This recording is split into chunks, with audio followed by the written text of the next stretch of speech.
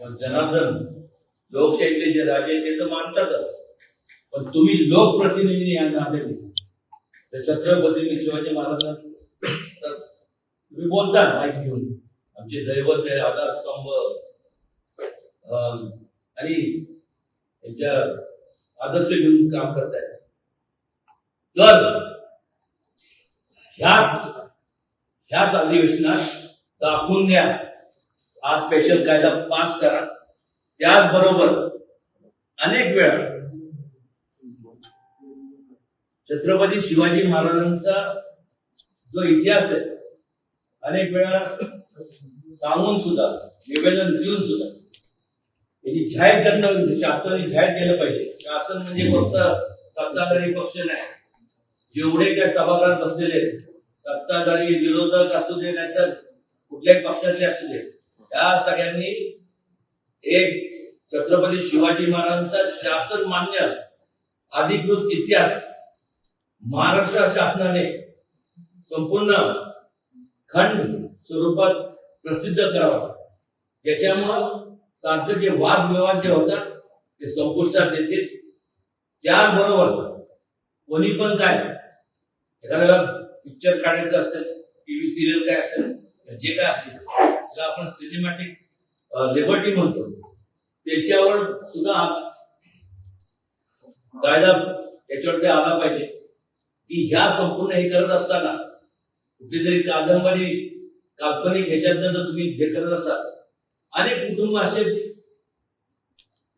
जे घराणे होते, मी घराणे म्हणजे संपूर्ण महाराष्ट्रातले असतील, वेगवेगळ्या देशातले असतील, या लोकांनी संपूर्ण ज्या लोकांनी आयुष्य वेचलं, एखादा काल्पनिक ह्याच्या आधारावरती तुम्ही ज्यावेळेस एखादं चित्रपट हे करतात, रिलीज करतात, ते करायच्या अगोदर इतिहास त्याची अशी कमिटी बनवली पाहिजे, ज्यांनी समितीच्या माध्यमातून नेमली पाहिजे की ते पहिलं ते तुमची जी काय स्क्रिप्ट असेल ती त्या समितीच्या समोर गेली पाहिजे.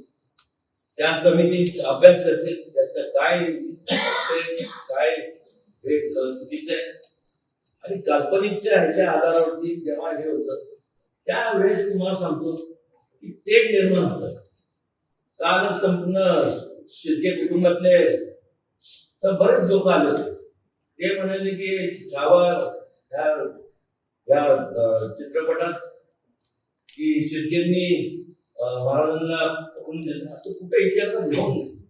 तसं जर असतं मला सांगा तर सुरेखा झाल्या असत्या का? मला सांगा, ते म्हणले की आम्ही कुठं जरी गेलो लोक म्हणतात की आमच्याकडे त्या नजरेने बघतात.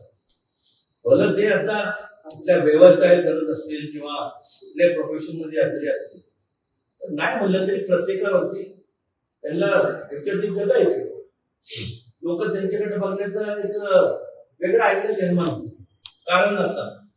आणि समाजातील तेढ निर्माण करण्याचं काम हे जे लोक करतात, यासाठी हा कायदा याच अधिवेशनात जर खऱ्या अर्थाने या सभागृहामध्ये महाराष्ट्रातल्या प्रत्येक पक्षातल्या लोकांचं जर खरंच तुम्ही छत्रपती शिवाजी महाराजांना दैवत मानत असाल, मग मुख्यमंत्री असू दे, दोन्ही उपमुख्यमंत्री असू दे, विरोधी पक्ष नेते असू दे किंवा सगळे जे काय वेगवेगळ्या पक्षाचे पक्ष नेते असू दे, तर तुम्ही खऱ्या अर्थाने हे करत असाल तर दाखवून द्या या महाराष्ट्राच्या जनतेला की हे संपूर्ण जे काही मी बोललोय हे खऱ्या अर्थाने तुम्ही हा कायदा ह्याच ह्याच्यात तुम्ही पारित करा.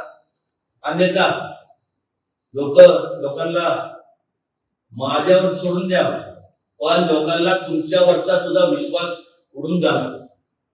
कुठंतरी महाराजांच्या नावाने जेव्हा असं वक्तव्य केलं जातं त्याचं बाकीच्या बाबतीत सुद्धा विचार करणं गरजेचं आहे.